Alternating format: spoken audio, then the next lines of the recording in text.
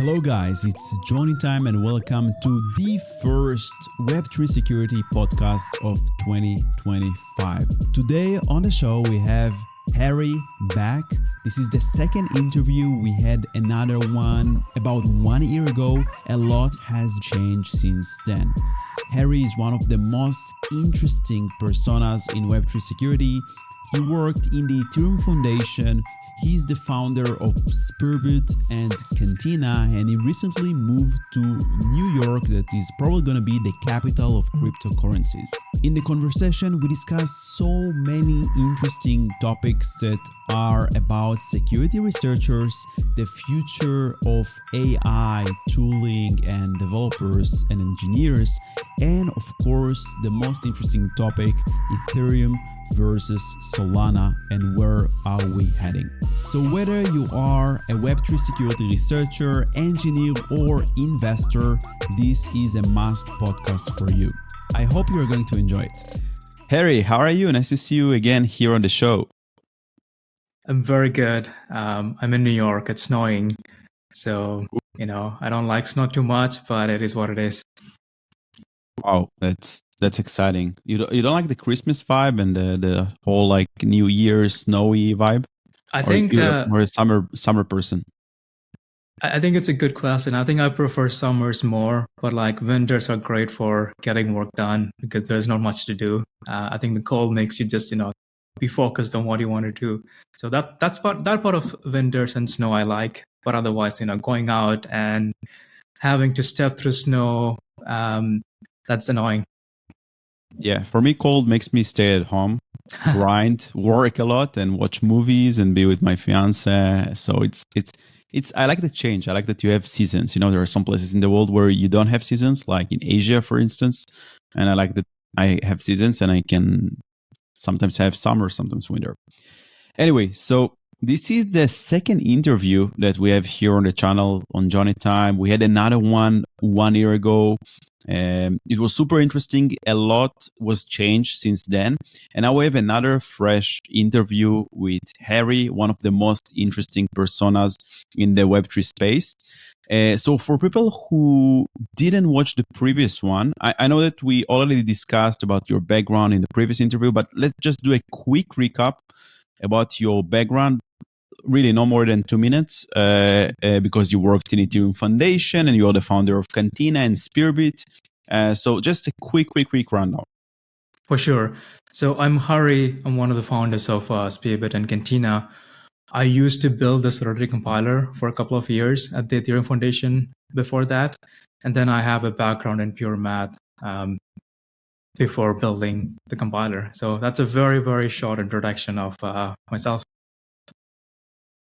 Yeah, that's very impressive background, by the way, like from math to building the Solidity compiler, the one that everyone is probably working with, whether you're a developer, like Solidity developer, eventually your code is being compiled using Harry's work behind the scenes to bytecode and then running on Ethereum nodes, or even if it's layer 2s, it's also EVM based on Solidity.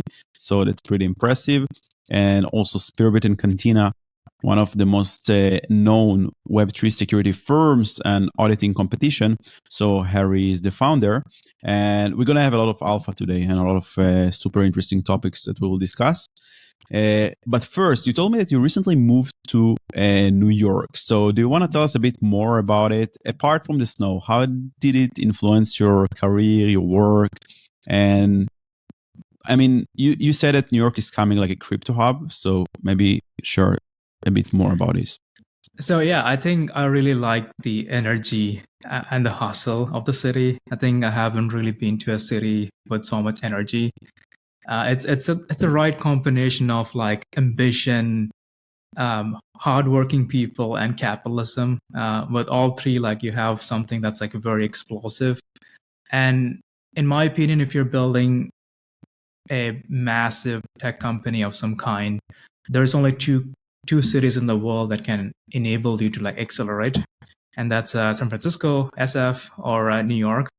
It doesn't mean that you can't build great companies outside of these two cities, It's just that building companies are extremely difficult, and you don't want like even more complexity by being at the wrong jurisdiction, wrong country, and not having like enough people around you to like support your work. Interesting. What makes it so special? Like, why can't you do it in London, for instance? Like, what's the difference? I think a lot of it comes down to the startup culture, and the American way of building companies are very different from the way companies are built elsewhere. And you have a lot of people around you that have worked in startups, and the ecosystem is quite important. Like, for example, we have an employee who grew up in the Silicon Valley, and by growing up there, they have a lot of friends that work in startups. And if they have like something to think about, they have someone to talk about it, and it's very fast to do things that other companies may not be able to do so quickly. For example, this person had to model something financially, and this person got help from someone that was sort of a friend or a relative. So this kind of experience doesn't really exist in other parts of the world, and it can really speed up the process. Maybe to answer the question before, I think New York is slowly becoming a hub for crypto. I talk with a lot of founders, and a lot of the founders are either in New York or planning to move to New York. So we see a massive shift in companies, trying to have New York as a headquarters. Yeah, and I expect in the next couple of years, New York will be the place where you want to build like crypto startups. I heard from some people that Miami might evolve to become like a Wall Street for crypto, but that's a different story. Yeah, Miami always been like super crypto friendly, but now with Trump taking office, I think it's today, right? So congrats for him. Now everything is going to be, all America is going to be super crypto friendly, and what you're saying makes a lot of sense. I used to live in Tel Aviv, and in Tel Aviv you have the same energy, the same like startup vibe. You have like, I don't know, 30 branches of WeWork, and everyone is a founder of something, so I know what you mean. And now I live in Europe, and I can feel the difference in the drive, and the people that you meet. That is absolutely correct. I feel like New York people work very hard. They are very ambitious. They want to make it big. Combine that with like capitalism, like I said, it's explosive. 100%. So if you are in Europe, you're not gonna make it. If you're in Asia, I'm not gonna make it.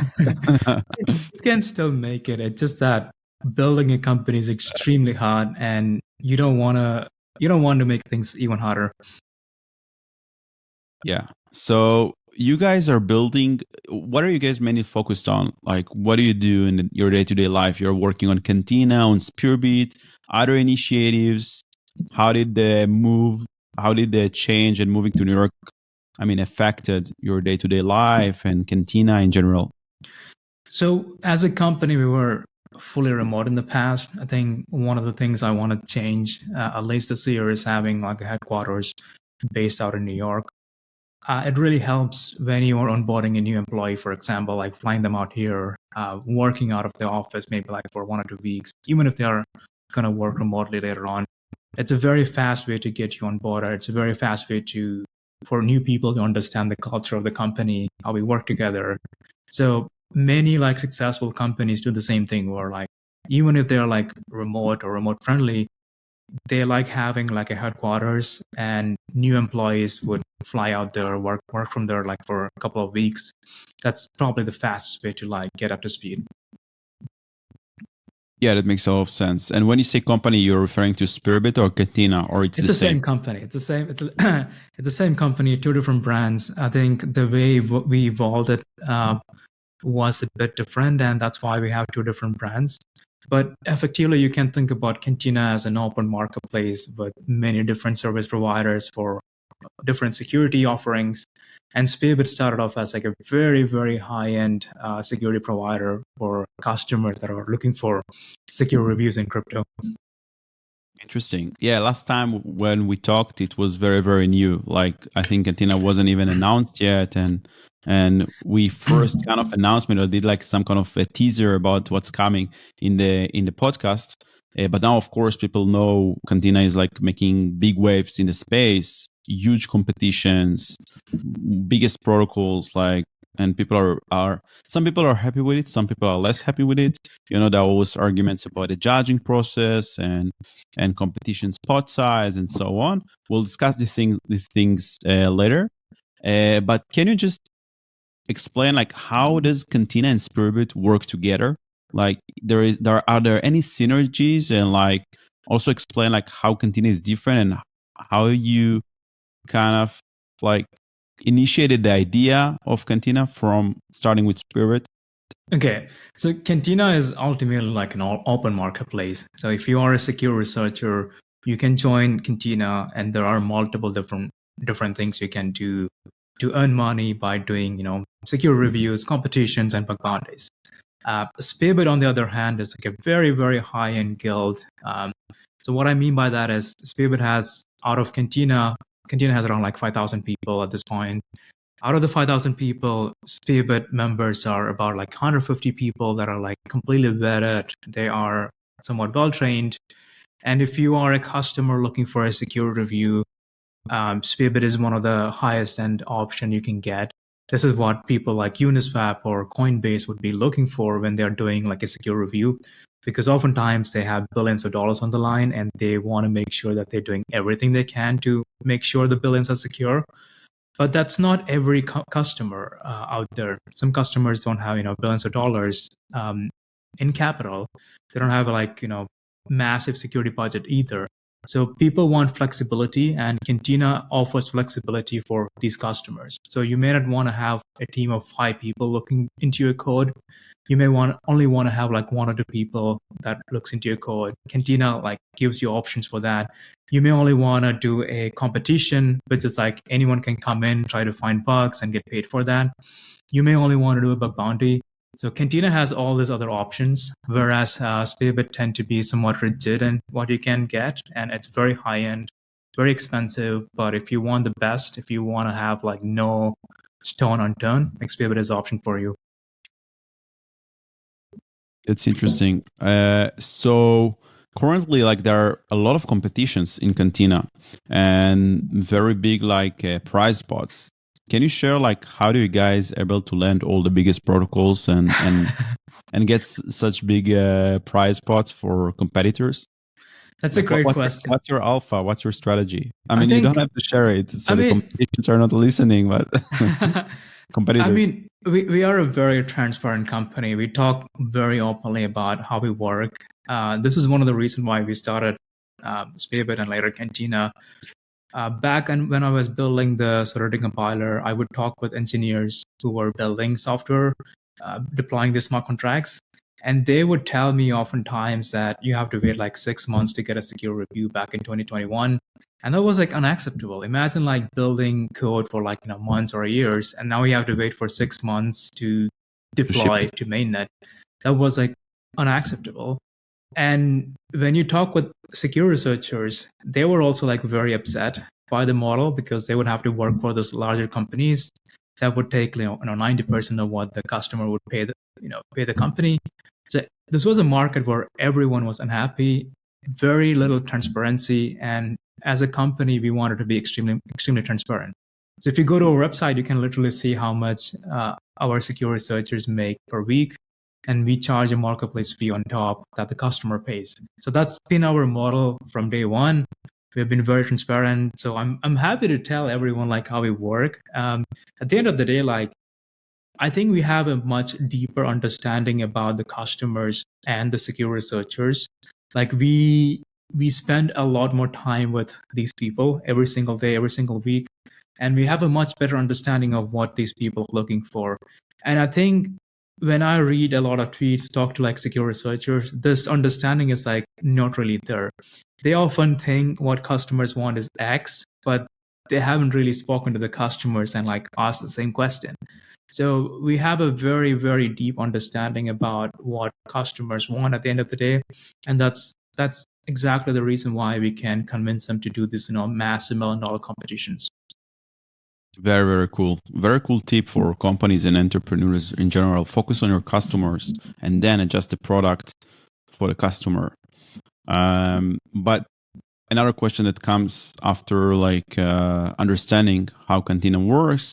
So there are these Cantina is kind of in the center of balancing the incentives between the sponsors, the protocols, and the security researchers that come and compete and want to win prizes. And sometimes it's not that easy, and this is a sensitive topic. And a lot of, mostly the security researchers, sometimes they are not happy with the way things work, with the prize pots that they are changing sometimes, or it's like conditional pots, or they are not happy with the judging system. So how do you navigate these complexities between making sure security researchers are happy and also that the protocols are happy, both with the price that they're paying and also with the product that they receive, which is eventually the security report? This is like the $1 million question. How do you balance all those different players and have a system that's fair for everyone? I think the general viewpoint we have is that we think about this as a very long-term process where I don't think anyone is perfect today, but every week, every month, we want to get better and better. I think this is our philosophy where if you are committed to doing competitions on Cantina, over a year, you would be extremely happy with your results. Maybe in a single competition, you may not feel that way, but I feel like people that consistently compete, they are extremely happy with the results they get. They make a lot of money. If my numbers are correct, we have been paying people more than many other platforms in the last few months. You can look at the numbers in terms of competitions we have right now, both the number of competitions and the amount of money people are making. It's a very order of magnitude bigger than what was out there in the past. And that's fundamentally how we measure ourselves. Are we able to create more and more opportunities for security researchers every single day? As long as we keep doing that, I think we are on the right track. And I think the numbers speak for itself in that sense. Things may not be perfect today, but we have an obsession of getting better every single week. The judging process gets better every single week. The fairness gets better every single week. That's our strategy, ultimately.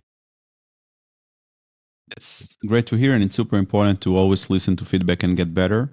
And I guess this is how you beat the competitions, because you always need to be attentive to the customers and all these actors and get better and balance the system or improve the pain points. If it's the judging, if it's the whatever, it's the pods, the transparency or the way competition are being presented. So you always, listen and reiterate and improve the product, which is great.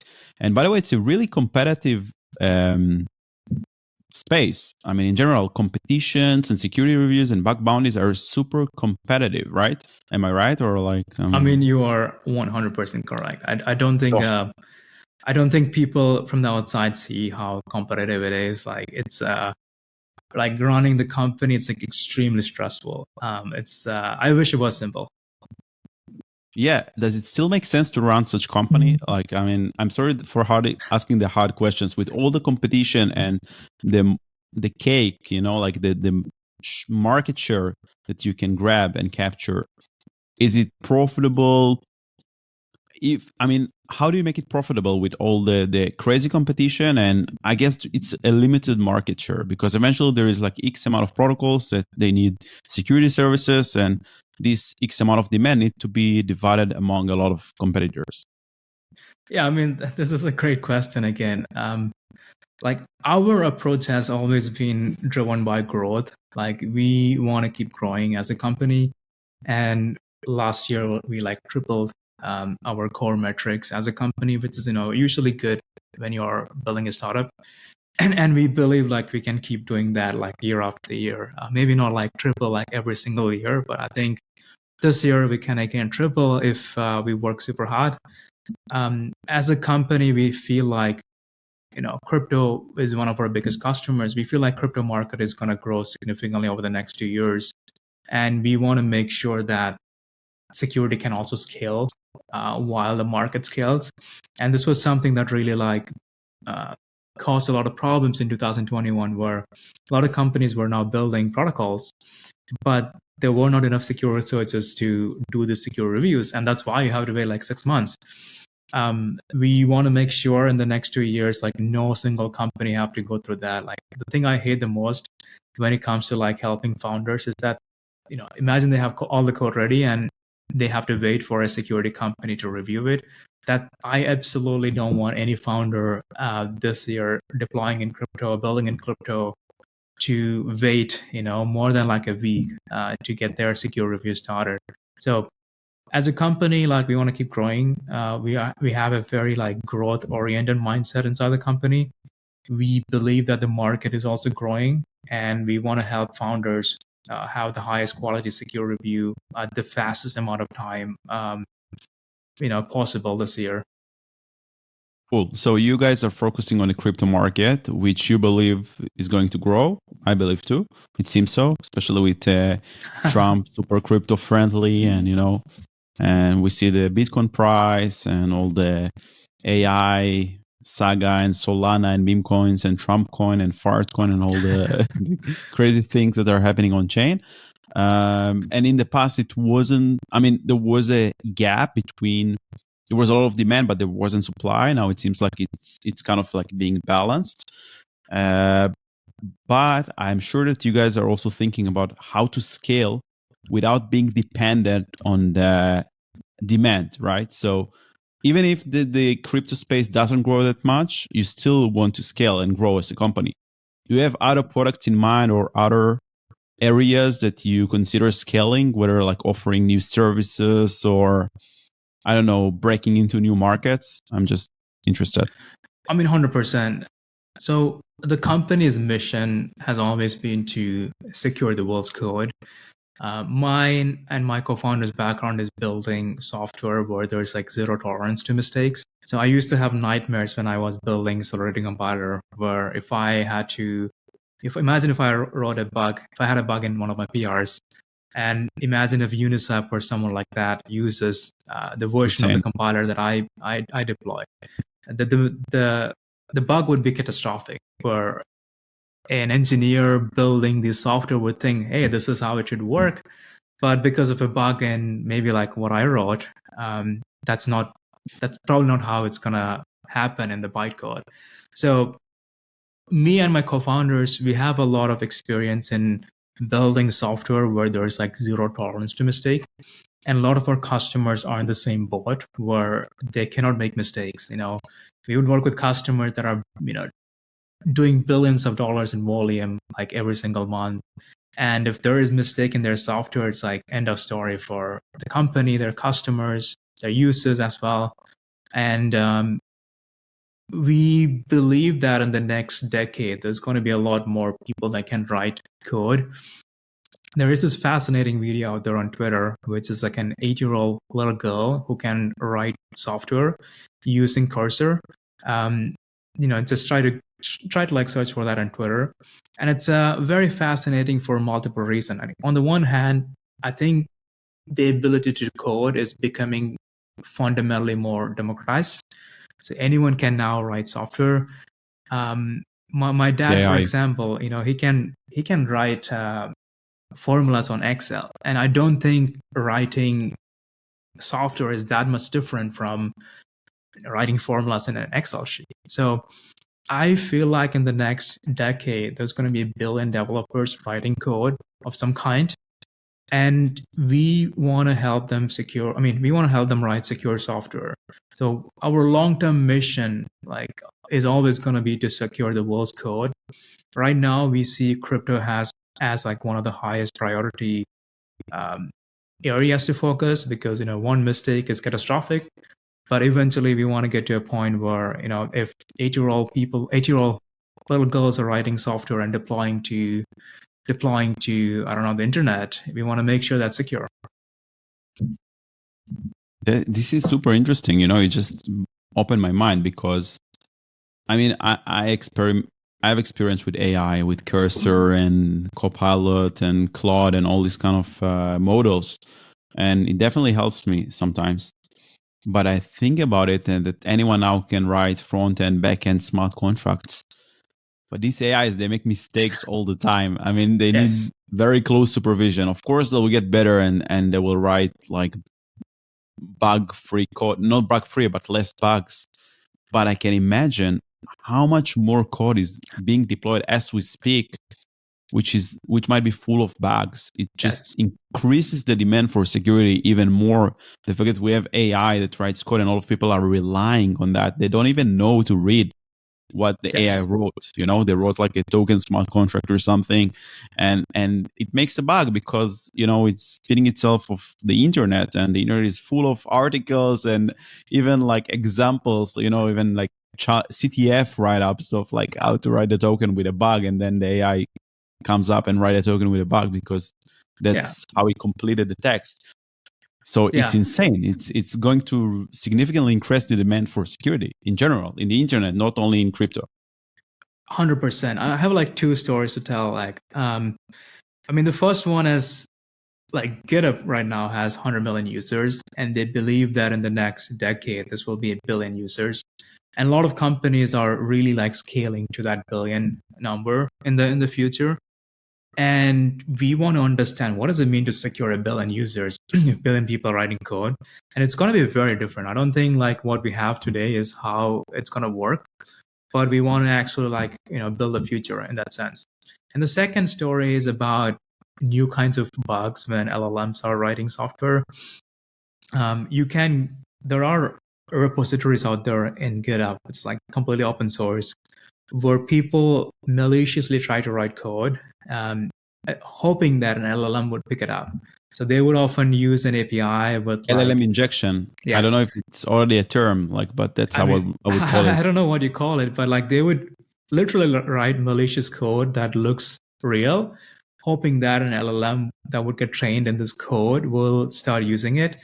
So they would have APIs, for example, maybe like Etherscan. If they would use like a fake link to a different Etherscan website, and if you actually use it, you're probably going to lose money. Your code is going to be buggy, and all kind of this, all kind of stuff like that. So I think black hats are really thinking about this future where people are going to train models on open source code, and they're deploying like buggy code already in GitHub.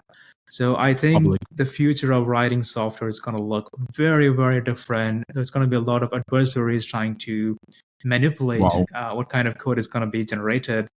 On that note, I have one more thing to say.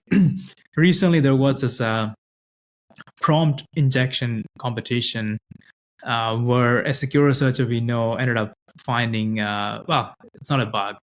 A secure researcher ended up convincing an LLM chatbot to send him like $50,000. So that was a fun story that happened quite What do you recently. mean, like send him 50? It had a wallet. It had access to a wallet. This So LLM. this was pretty much a challenge where people can send this LLM. It was like an AI agent. You can send them some money, and then it has certain actions to do.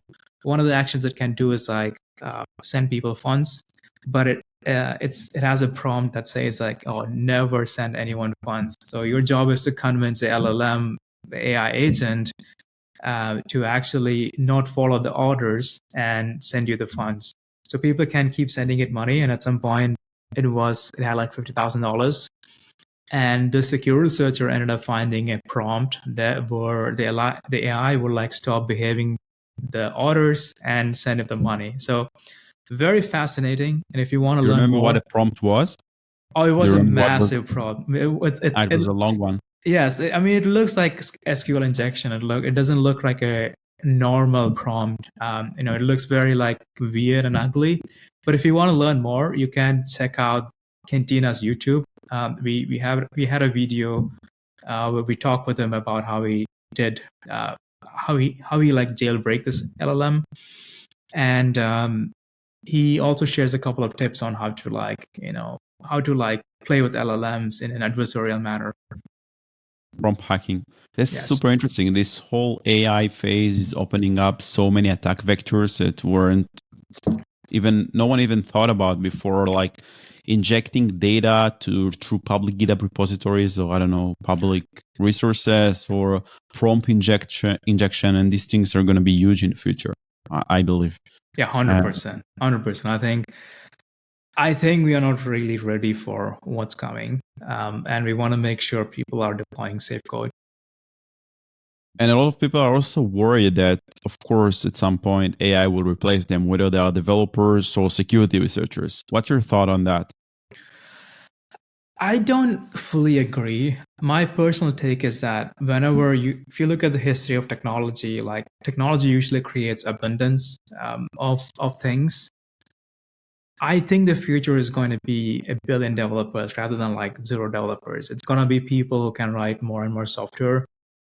You can already see like statistics from many companies where people are now able to write more with less. Like even like if I want to like build a small website, I would just go to like Replit or something like that to just tell the agent like this is what I want to do, maybe like make some edits and like deploy it. I think people have to do less work to get more today, and this means that software is going to get more and more like democratized.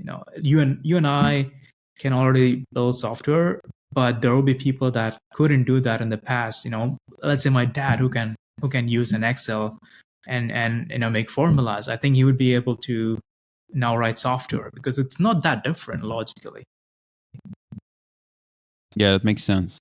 They will be able to write software with a lot of bugs, probably more than us. I mean, we will see. I feel like at some point we need to make some statistics, and I wonder, like, do people with no experience who use LLMs versus like people with experience who write software, like who would ship more bugs? And I would be surprised at the results. Yeah, that's interesting, but I feel like right now AI requires a lot of supervisioning. Like if it's like output that it generates, whether it's code or content. And I don't know if someone that don't know how to read code can supervise AI and make sure it doesn't. I mean, it can, but it will be like half broken and full of bugs, but maybe the models will probably they will get better. And then you won't have to supervise it that much. So it will be possible. I mean, you are 100% correct on that. Like right now, like if I have to generate code, like there's definitely bugs and you have to like manually like correct them. Sometimes it's like more work to generate code than to write it yourself.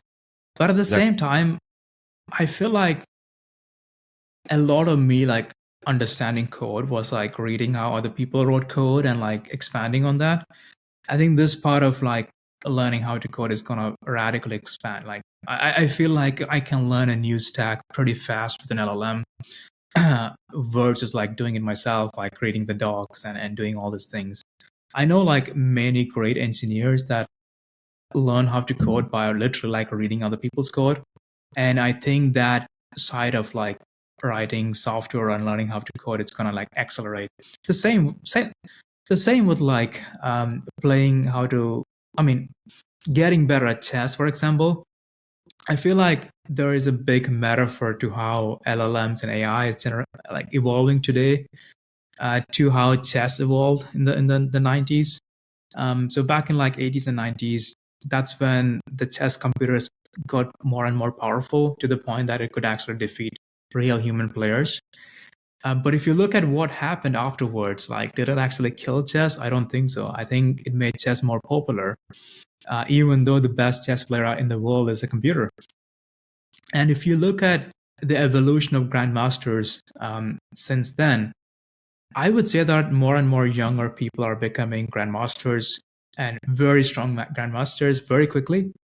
And that's primarily because you have this, chess engine that's, all knowing, all powerful, that can help them like train. So I think in the future, we will see more programmers that are able to like, write, sophisticated piece of software that learn how to code using LLM. So similar to how all these grandmasters in the world, learn chess using chess engines, we will see that. Very interesting. And what will be your advice for security researchers or developers in general, technical people with all the emerging and development of AI? How do they like make sure they don't get behind? They're not left behind.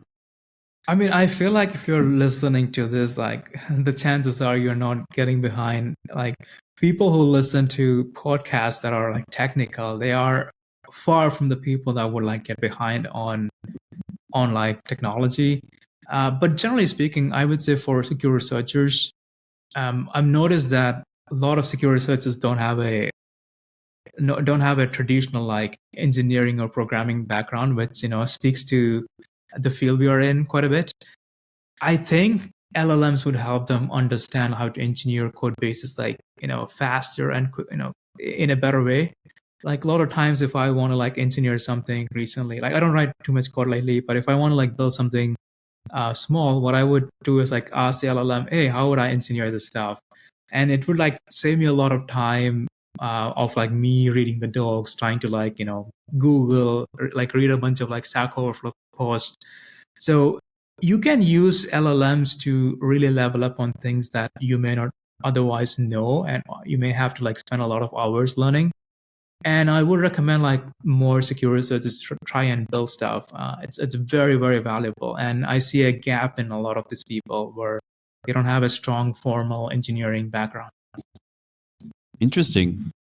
Wow, this is really interesting. So you would recommend people first to security engineers to get better at engineering and coding. Yes. And the way they can get better is train themselves using LLMs, like ask the chatbot to teach them some concept or guide them how to build something, for instance. And when you say it, it's really interesting because I use LLM a lot to learn, even a language. Yeah. So now I'm practicing my Spanish. And I mean, I speak Spanish, but obviously I'm not fluent. So I'm like speaking with like the ChatGPT app, right? So I have the ChatGPT app and they have like the advanced voice model. And I'm telling the voice model, hey, I'm like, for example, I need to go to the bank and communicate with the banker, right? To open a bank account. So I'm just going to tell the LLM, hey, I'm going to go to the bank. You're now going to impersonate the banker and you're going to help me open a bank account. All the conversation is going to be in Spanish. It's a simulation. I'm practicing for a real scenario and be flexible. So if I ask you questions in English, sometimes answer Spanish, sometimes answer in English. And at the end, I want you to summarize all the new vocabulary that I learned through the session and, summarize the list and all my mistakes. And there you go. You have a private teacher, right? Yes. It's way better than Duolingo. Way better than Duolingo, and you are prepared because now that you go to the bank, you learn a lot of things it's way more practical. So this is just an example of how I use chatbots and LLMs to get better at something, at a language. But it could be the same like with Solidity, with anything, with Go, with Rust. Yes.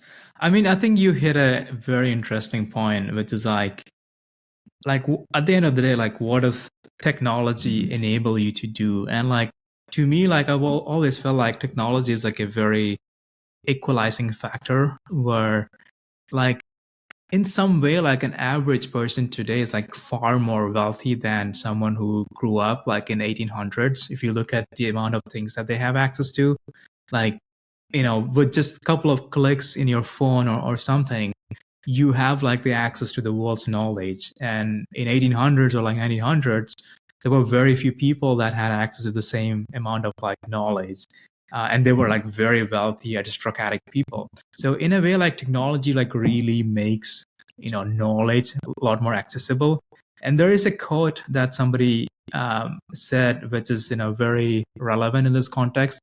If you look at let's say the Queen of England or the King of England, the phone that they use is pretty much the same phone that you use in your everyday life. They're going to use an iPhone or like an Android, which you can purchase. And if you look at the history of like wealth, that was not always the case. They had significantly better access to technology that you don't have access to. But in a way, like technology has evolved like so quickly that like an average person in the world has the same set of technology that the King of England has.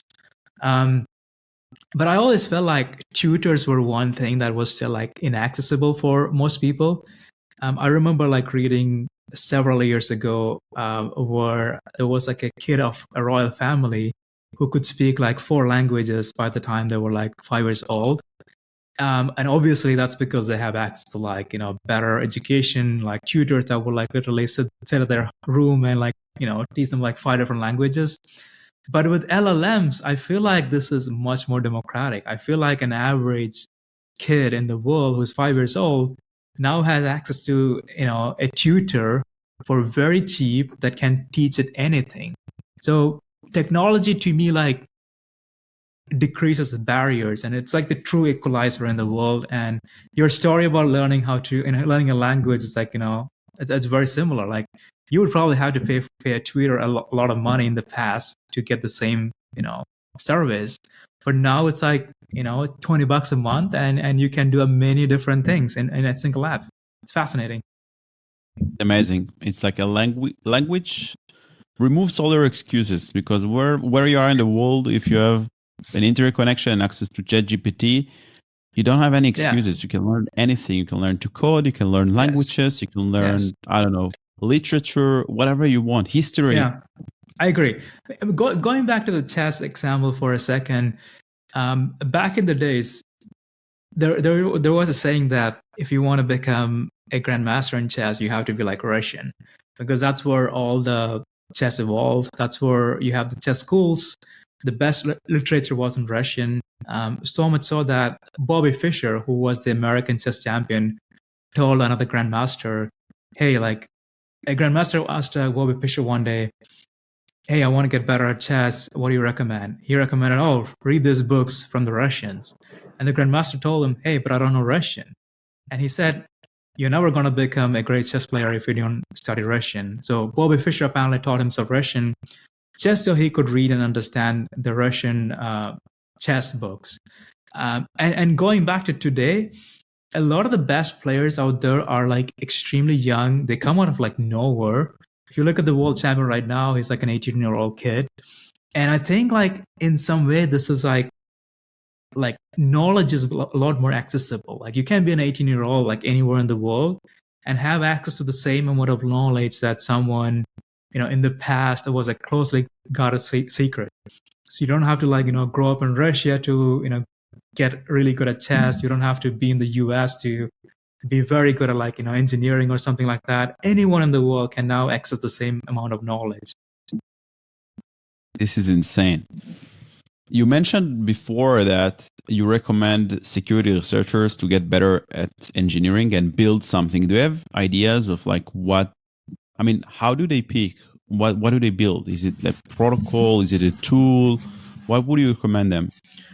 I think if you're building for yourself, you need to build something that you're fascinated by, but it's also like very difficult. It can be like different things. I can tell you some examples of what people like to build. I know some security researchers are kind of fascinated by compilers and they want to like play around with the Solidity compiler or something like that. So I recently, Alex, for example, Alex the entrepreneur, asked me like, oh, what do you recommend to learn more about compilers? I told him to read this book called Crafting the Interpreters. It's a very famous like online free book where you can understand how to build compilers or like interpreters and like working with VMs. So I think that's one direction. I know a lot of security researchers in crypto especially like to do, where they may want to build like a small tool to figure out bugs faster or like automatically detect it. But at the end of the day, like you need to build whatever you want to build, but make sure that it's a little bit difficult. Like people, don't fall for like easy things. You need to challenge yourself. It's a good tip. Yeah. So it could be like tools, it could be protocol, it could be MEV, like we are doing. Anything, right? So how do you do that? I mean, tell us more about how you build MEV bots. Yeah, so the MEV space is very competitive, almost as much as auditing competitions platforms. We started like 1 year ago, and we started with a very simple code base. that works only on the Phantom network, while Phantom is a dead chain, after all the multi-chain saga, where most of the assets are not backed by anything and then everything just depegged. And it didn't work, this code that we started with. And we really grinded hard. And I remember how excited we were when we made like 1 cent in one transaction. So we were really grinding and building and, converting everything from JavaScript to TypeScript, because JavaScript is just complete garbage. And then you see how many bugs you have in your code when you start writing in TypeScript. And then we started writing modules in Go, right? Because Go is way faster. And also you have Go Ethereum, which is the most common node for Ethereum and layer 2s. And we worked as a team, and we really moved on and progressed slowly. And now we're supporting like 10 different blockchains. We have 2 different strategies.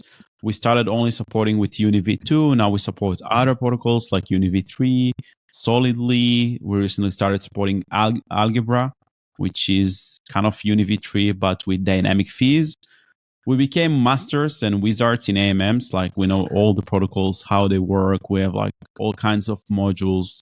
We have a module that discovers new pools and always listen to new events. And we have huge databases of a lot of dexes in many networks. And it's a huge operation.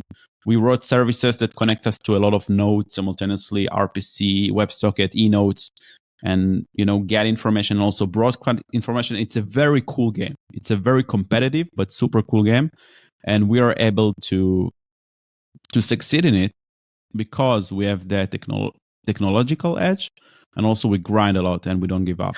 We don't have any connections to like block builders or I don't know, like networks and chains and stuff. Maybe it could level us. I mean, we could level up more if we would go into this direction, but we chose to take like the technological edge and try to be the competitors with a technological edge.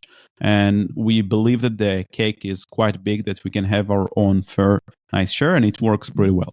So this is just to summarize. Okay, I think that is amazing. I know MEV is like extremely competitive. There are teams out there that are like, come from like professional HFT backgrounds that really grind out all this optimization. And obviously, like, there's also deal making where people have access to sometimes like private order flow. There's sometimes like some self dealing where if you know the right people, you have access to some transactions or like some nodes that general public don't have access to.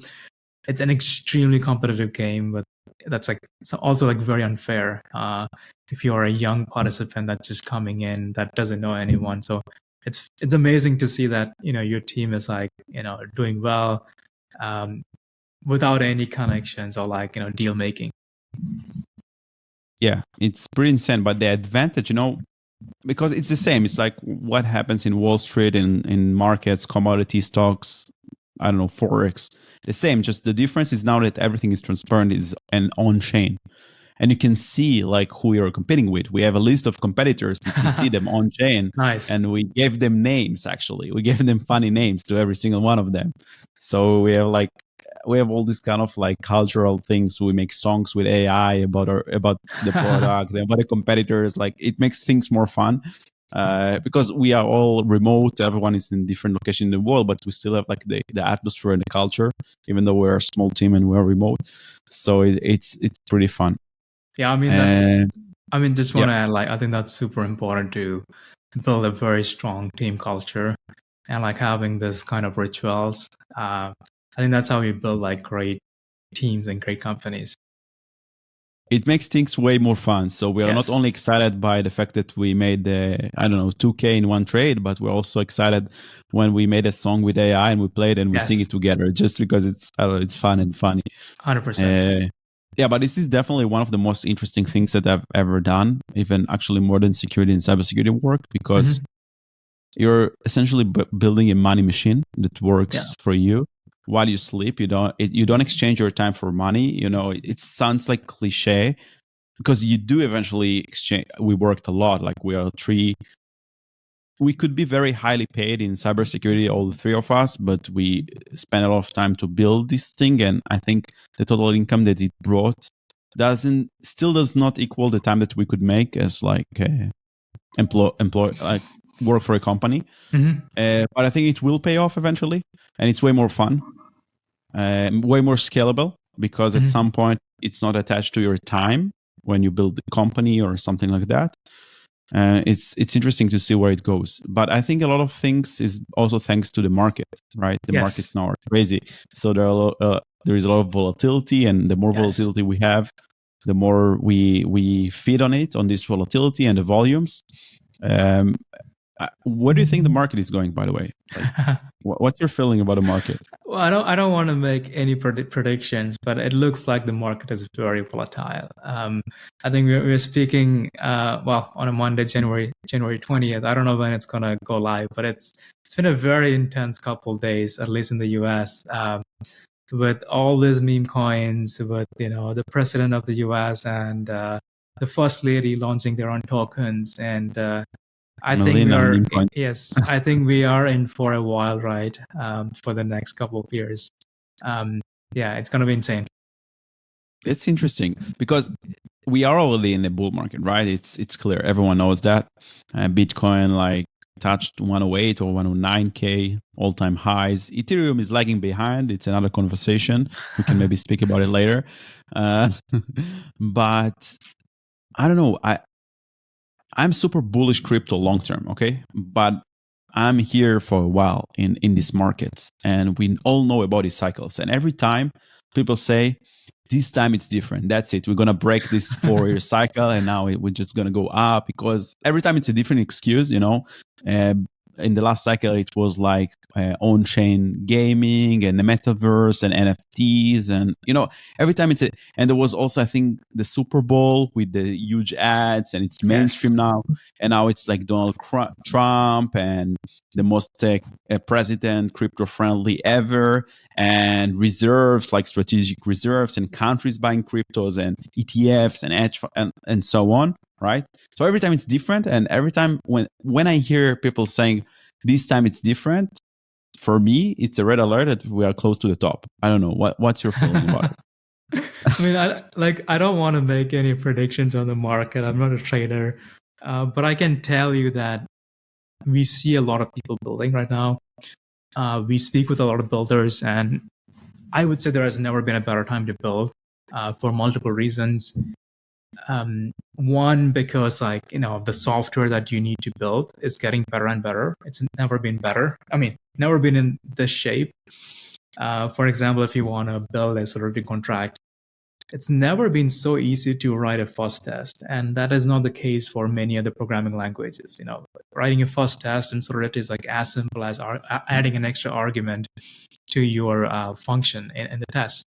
So great time to build. The second thing is that in the last few years, the regulations, especially in the US, has been very anti-crypto. If you were a founder building in crypto, you had to deal with all this like nonsensical regulation. Like, for example, we would talk with DeFi protocols that would, they would build a piece of software, and before going to mainnet, they would have to ask their lawyers to review if all the things that they do is okay, even though like everything is perfectly good, these lawyers would charge an absurd amount of money. Like, I knew some lawyers charging more than $5,000 for an hour just to help customers building in DeFi go to mainnet in an environment where nobody knew what was happening. And this is not good. This is not good. If you're a builder, you don't have. Sorry? It sounds super rigged. It sounds rigged. It sounds like these lawyers were somehow connected to the department which is responsible for, for dealing with DeFi projects, and there will probably like a certain amount, like monopoly of lawyers, and then they can charge whatever they want, and you don't have any choice because you either go through these lawyers, pay the 5K per hour rate, or that's it. You're not going to launch. I mean, you are pretty much correct in that sense, where the reason these, nobody knew what the regulations were. And in that case, what happens is lawyers that have worked in the agency that regulates, crypto, for example, SEC, they can charge an insane amount of premium because they know what happens inside, which the SEC wouldn't even tell in public. So what happened is that, for example, Coinbase would get sued and they wouldn't even know why they were getting sued. They would be told that, hey, you're trading unregistered securities, but the SEC would not tell you hey, which ones are these unregistered security? What does it mean for a crypto asset to be security? So nobody knew what the rules were. You would just get sued. And there were a bunch of lawyers who used to work at the SEC, for example, that would help DeFi protocols put themselves in a position where they can get sued. So it was a very, very bad situation, especially in the US. And companies had to do all these crazy things that ultimately was not even beneficial for the end users. To give a crazy example that is completely nonsensical, if you look at USDT is a stable coin. And the way the company makes money is, they have more than $100 billion worth of assets that people pay them in US dollars. And they would buy US treasuries, So if you buy the US treasuries, you can get around 4% yield, more than 4% from the government. So it's pretty riskless if you are trying to get yield. So they have $100 billion worth of money that people paid them, and they would issue a digital token for that. And they would invest this dollars in US treasuries. And they would get, the 4%, which is $4 billion a year for a very small team. So there were teams that felt hey, this money should ultimately go to the end user that is minting the stablecoin. But turns out that that is illegal in the US. So this was completely unreal, where if you are a project trying to build the best product for your customers, the US government and the regulations were telling you, hey, this is not legal. You cannot give yield on your stable coin because then that will become a security. So we were in a period where there was a lot of this nonsensical regulation. And I think we are in a time where a lot of this nonsense would be gone, and people can finally build great products that their users want to use instead of the products that the lawyers would tell them is legal or illegal. So I'm very, very excited to see people building in the next few years, and I think finally we can see how powerful DeFi can be, how powerful all this crypto products can become. Yeah, I'm super optimistic as well. It sounds like a lot of nonsense that used to happen in the US and regulation wise. And I can imagine how happy DeFi teams are right now. And obviously it's better for the users because 100%. Now you don't have to hold USDT. You have other stable coins, or maybe I don't remember if Tether decided to bring the yield on chain to the users, maybe through different products. Maybe they will do it in the future. But anyways, you have other options where you can hold other stable coins that are backed, not algorithmic ones, but also the real life RWS, real world assets. The yield is coming on chain and the users are enjoying this yield. I agree. At the end of the day, you want markets where companies ultimately have to build great products for their users. That is the ultimate that is the ultimate test for any company. Are you building great product for your users? And if you're not building that, naturally they should die. That's how free markets work. That's why it's so powerful, because at the end of the day, the user is the one that gets a great product, and if they don't like the product, they will go somewhere else. When you are in a market where the regulator decides what is good and bad, you, as an end user, you're losing out. 100%. You mentioned that if the users don't like the product, they go somewhere else, which connects me to the next point. Donald Trump and Melania Trump went to Solana. What's your thought on that? I think as someone working at the Ethereum Foundation and working with Solidity compiler, I think, and how programming becomes easier, but projects and developers still choose to go to Solana and Rust. Why? I think that's a great question, and that's a very deep question to answer. I think first of all, Solana and Ethereum has very different culture. And Solana has a culture that's like a lot more closer to like Silicon Valley culture. And you may or may not like this culture, but you have to admit the fact that the Silicon Valley culture creates a lot of successful companies. And I think that's what I noticed, like working with founders building on Ethereum and founders building on Solana. They have an entirely different outlook on how they should build companies, how they should build protocols. They are willing to be a lot more pragmatic when you're building in Solana. And they're willing to be a lot more like listening to the end users rather than like, being all philosophical about like what should be the right product. So in my opinion, like Solana has really succeeded in like creating an entirely different culture that's like a lot more uniform. And if you're a founder building in Solana, you will likely have more success, if you follow that culture over like the Ethereum culture, which often like, ask you to build this like insanely complex protocols from day one with, full decentralization and all this like, complicated stuff, which most founders cannot really build on the first day. So very different culture, more Silicon Valley like, and I think that's part of the reason why Solana is winning. There's like a lot more pragmatism involved, and at the end of the day, like when you're building a company early on, you have to be pragmatic instead of being like extremely like ideological, like a lot of Ethereum projects are. Interesting take. But don't you think that we a bit lose the whole ethos of Web3 and crypto, which is decentralization, in the way?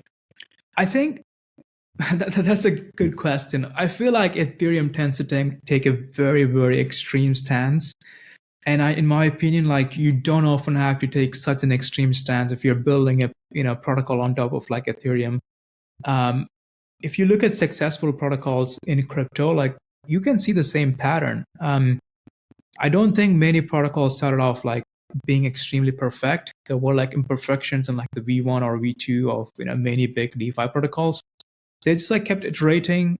There may be like upgradable contracts along the way, and they at the end of the day like try to arrive at a stage where it's not upgradable anymore. It's a beautiful protocol. But if you start by trying to build a perfect product from day one, it's a very, very difficult process. I often talk with founders who spend like months building a protocol. They do all the audits and they will like go launch. They never launch. Or they never launch. They sometimes never launch, and sometimes they actually launch, and they would realize, in 1 week of launching and having real customers, they learn more about what their users want than spending like 6 months building. So I think that's something you have to change in Ethereum, in my opinion. Like try to think about your first version of the protocol as like something simple, something like really you're trying to see if the idea works, rather than trying to build this like massive protocol with all this perfect things. So V1, V0, like they will always be imperfect. You won't build this great protocol, but think about it as a stepping stone for like a beautiful V2 or V3 that is like much more closer to the ethos. I agree a lot, by the way. In general, this approach of like ship fast and learn on the go. Don't just build in your garage for years and then launch and figure out that the product that you needed to build is completely different because the customers, they want something else. In general, startup, whatever, entrepreneurs, companies always try to ship fast and MVP and try to essentially pivot or change according to the feedback that you get. And if you would be now, like, if you would take decisions is it something that needs to be changed within the Ethereum Foundation, or like where does it start? Because it seems like it's a cultural thing. It's like people that are building protocol in Ethereum, they don't have the experience that people that are building in Solana have. So where does it start? Like Solana attracts more entrepreneurs, or it's like the foundation is making protocol and project builders to be more to become slower? Like where is the problem and how do you fix it? I think this is a Also a great question. And I would say like ultimately, like culture is set by the leaders. And I think a lot of the Ethereum leaders have to rethink how the future of Ethereum will look like. I think they need to like change some of their priorities. And if they don't do that, I think they are on a track where, Ethereum may lose their edge. In my opinion, this is something that a lot of the Solana leaders do correctly, where they build a culture that is like a lot more uniform. It's very strong. And if you are a builder building your first, project in Solana, and if you follow this culture, you are far more likely to succeed. Whereas the Ethereum culture right now is very extreme. It feels a lot like Bitcoin. There's a lot of like Bitcoin maximalism and people who are not open to like change and like new experiences. And I think in many way, like Ethereum lacks, a strong leadership, which means that Ethereum lacks a strong culture. People don't know what Ethereum means anymore. And if you ask different people, you will get different answers.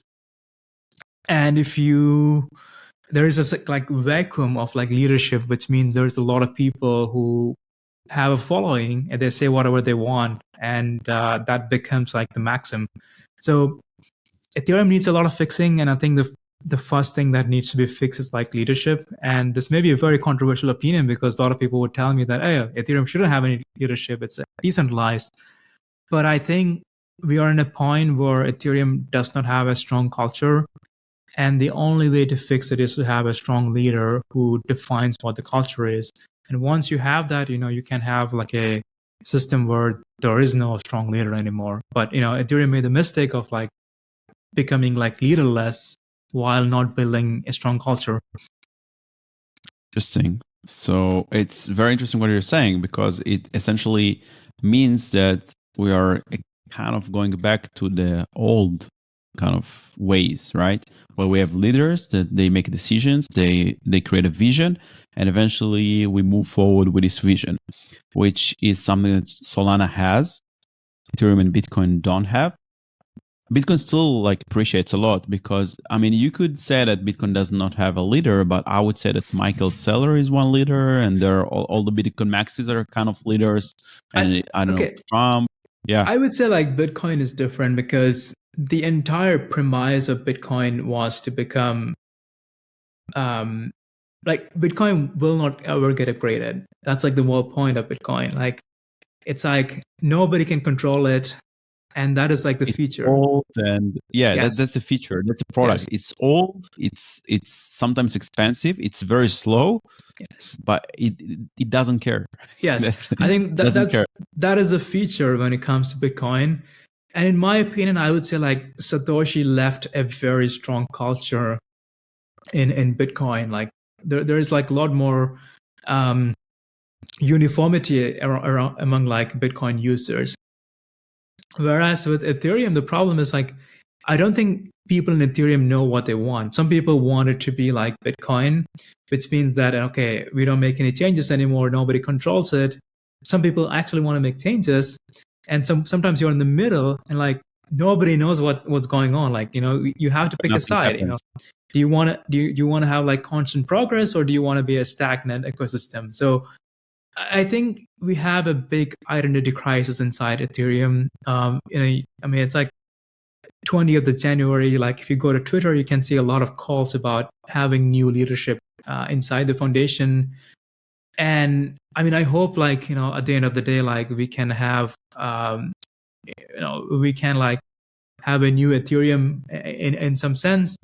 And as you know, users of Ethereum and crypto, like you can have a better product at the end of the day. Like, so one last thing on this note is I have this thumb rule for checking if a product is stagnant or not, which is you try to use a product today and you try to compare the product like from 1 year ago. If you have the same experience or worse, it's usually a product that's like stagnating.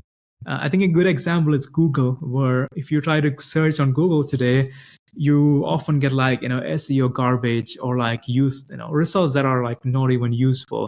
So in my opinion, as a user of Google over the years, like Google is probably at the worst right now. and I rely more and more on like other tooling like Cloud or Perplexity to do my searching. So you can use the same rule to look at other products. Like look at Ethereum today. Like look at what is different in Ethereum today compared to like last year. I would say like not much. And we have There to. is things that are different. All the L2s and the blobs, right? So I mean, are they like radically different? Like if you look at L2s and blobs, at some point it was cheaper, but now it's expensive. now it's like expensive again. So like I think there trust was. me, we take a lot of space in these L2s.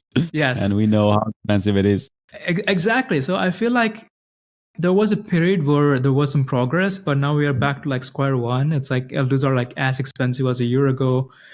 So I feel like we haven't made any big progress if you're a user, that has been using for like a single year.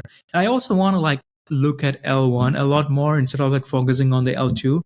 I generally think L1 still should progress because we haven't even Really?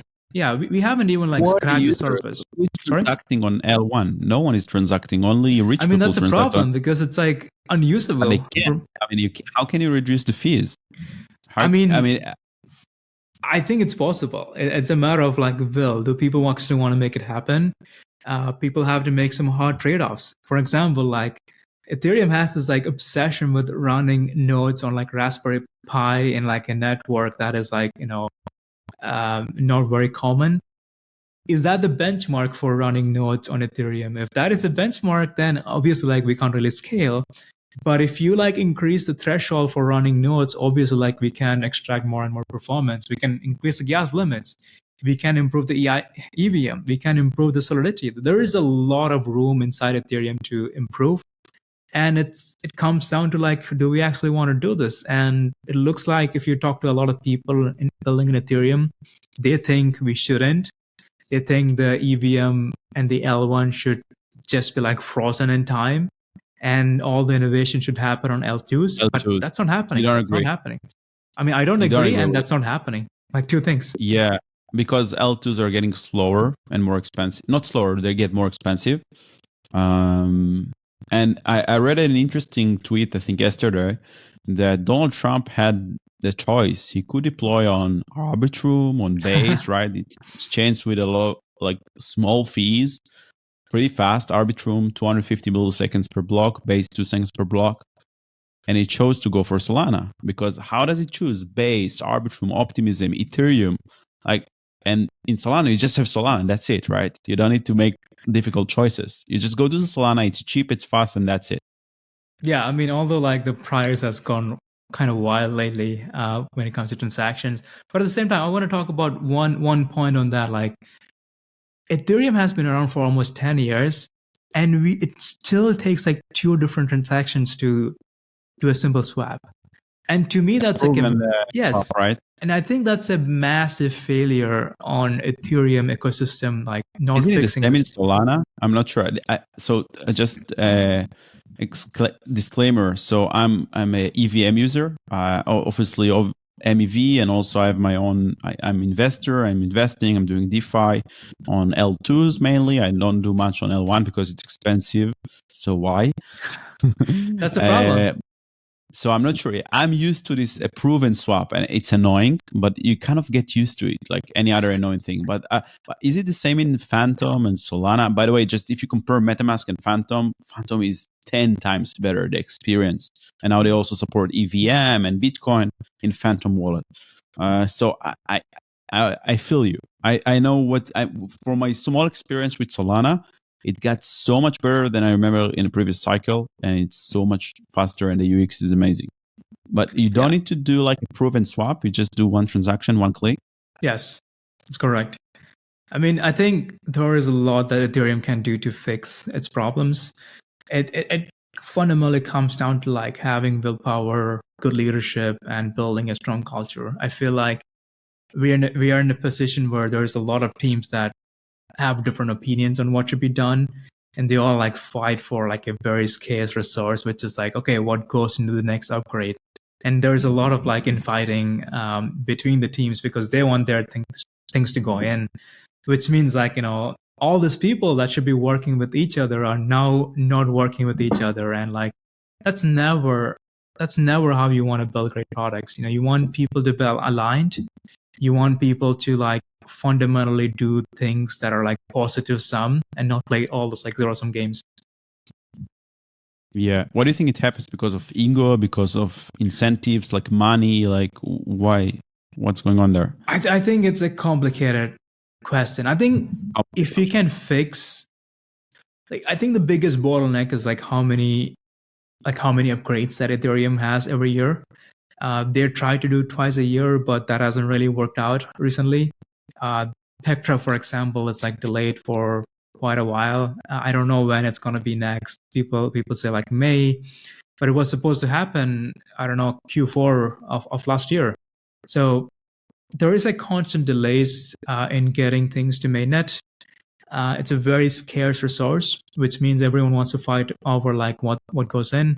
I think the biggest unblocking would be like, how do we make sure that we can ship more? How do we make sure that we can ship like, every quarter, for example? Yes. I think that's gonna like fix a lot of Ethereum's problems. And that would like also like remove some of the infighting, so to speak. Interesting. So are you positive or negative about the future of Ethereum? So are you investing, by the way? Do you have any like, I don't know, any bags? So first of all, I'm generally very optimistic. I feel like problems can be fixed. But you cannot fix problems by just talking about it and saying, hey, this is like fine. You have to actually work on fixing it. So I'm generally very optimistic. All these problems can be fixed, given that there is willpower to fix it. On the investing question, I don't really like invest much.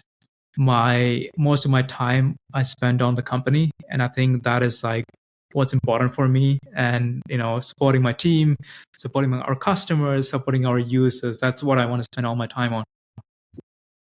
Makes sense. But also in the company, you need to decide whether you double down on the Solidity EVM side or Solana. So is Cantina gonna open up for more Solana, Rust audits and security reviews, or? We already do. We for example, if you look at Tensor, which was an NFT project that's massive on Solana, we did a competition for them. We've done competitions for other Solana projects. We have also done secure reviews for some like very successful Solana projects. So the beautiful thing about Cantina is that we are a marketplace, which means there are secure researchers with like different talent. There are secure researchers that are very, very talented who can learn things quickly. So scaling is much easier. We can quickly go into a new ecosystem because we often have someone who really understands it, or we have people that are willing to learn quickly. Cool. On the security note of things, how would you explain that Solana are shipping so fast, but still we don't hear about a lot of security incidents and hacks like we have in the Ethereum side? How would you explain it? I think it's a matter of time. I don't think the Solana security... They have a huge TVL and huge volumes. Like, I'm sure that the black hats they have their eyes on the target of the Solana TVL. I agree. I think it's more secure. Maybe Rust is more secure. Maybe the compiler is better. The framework. Like, how would you explain it? There's a couple of things. I think a lot of the massive changes in the TVL in Solana has been like tokens. Tokens that are very simple, standardized, like going up in price. So that's been a lot of like the driver of TVL. There is DeFi, but I would say there are also like bugs in some of these. I don't think there was a bug that was like so massive that it got a lot of attention. I think it's only a matter of time where more and more like black hats would get into these Solana projects.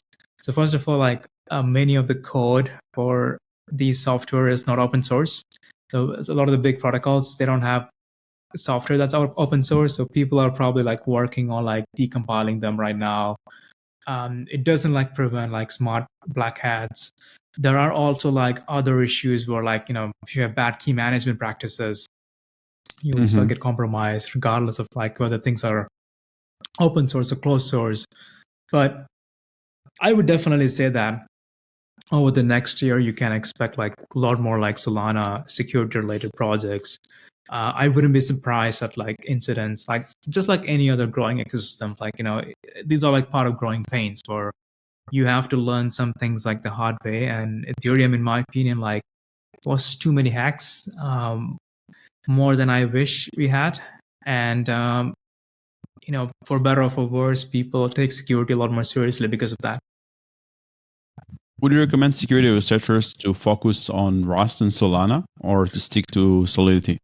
I think it's important for any security researcher or even like engineer to be open to new things. So if you like, I feel like the best security researchers I speak to, they can quickly learn like new frameworks very, very fast, and they get very good at it. So you need to have this mind of a student where you're always like studying new things. You're always like trying to find new bugs. You're trying to find like new bugs in like different ecosystems. And I will always recommend people like, try out different things, try out different ecosystem, learn new languages, try to find bugs in other projects. Always be learning. 100%. All right. On a closing note, where do you see crypto in the end of 2025? Like, where do you see prices, protocols like Solana versus Ethereum domination, maybe a new chain? I don't know, adoption. I don't want to make any predictions on price, but I can tell. Fun. Okay, right. I can tell that there is so many people building today. Like I have never been in a situation where so many projects were building. That's because like it's easier and easier to build software today. It's easier to like ship a great protocol. There's a lot more talent. There's a lot more secure researchers that can help you make sure that it's secure. So I feel like we're gonna see so many things over the next 2 years that than like we have ever imagined. I don't think people are warmed up for that like future where there's so many different protocols, so many innovative ideas. You can finally like ship things that your customers want, not what the regulators want. And I think that's going to be a very fascinating 2 years. I'm super excited to what's coming. I mean, I'm right now excited. I think it's the most exciting industry to work in. I'm working in crypto for a while. I mean, I was not on the trenches, but I was like kind of like it was a side project for me like 5 years ago. But in the last 2-3 years, I'm just all into crypto, even through the bear market. Let it be the security side, the DeFi, the investment side, and just so fascinating. And it just every day is crazy. So it's cool. I agree. I think this is like one of the most fascinating times for crypto. I think the next 2 years, if you're building, in my opinion, you have a small edge because, there is this wide opening. And I think if you're building in the next 2 years, like make the most out of it. Because after 2 years, I think people will catch up. There'll be like a lot more competition, but there is a wide opening that you should totally like go out and use in your favor. Indeed, it's still a relatively new industry. I mean, even though it's here for a while, it's still relatively new and always being evolved. Yes. Thank you so much, Harry. It was a pleasure, as always. I really enjoyed this conversation. I hope also the audience will enjoy it as well, because there were a lot of interesting topics. And thank you. I really enjoyed it. Thank you for listening. I think there were like fascinating questions, and like, thank you for anyone who is also listening. Thanks a lot. Until next time. All right then. Bye-bye.